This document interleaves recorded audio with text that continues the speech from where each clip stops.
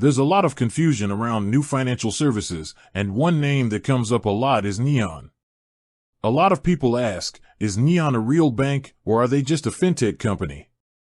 It's a great question because the answer helps explain a lot about the modern financial landscape.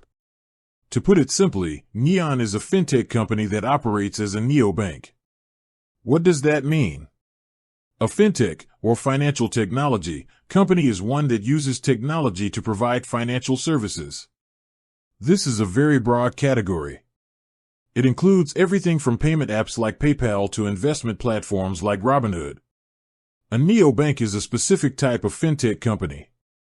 Neobanks are digital-only banks that don't have physical branches. They provide traditional banking services like checking accounts, debit cards, and loans, but they do it all through a mobile app. So, while Neon is a fintech, it's a specific kind of fintech that's built to look and feel like a bank. Here's where it gets interesting. Neobanks like Neon don't always have a full banking license themselves. Instead, they often partner with a traditional, licensed bank to hold customer deposits and manage the financial regulations. This partnership allows the neobank to focus on what they do best, creating a great user experience with a sleek app, low fees, and innovative features. The traditional bank handles the heavy-duty stuff, like regulatory compliance and deposit insurance.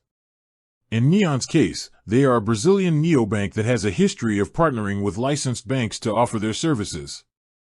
This model is very common in the industry. It's a smart way for a new company to get started without the massive cost and regulatory hurdles of becoming a full-fledged bank from scratch. So, is Neon a real bank?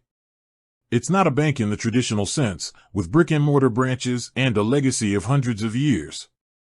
But for most users, it functions exactly like a bank, offering a secure, user-friendly, and comprehensive way to manage your money. It's a new kind of bank, built for the digital age, and a perfect example of how fintech is changing the financial world.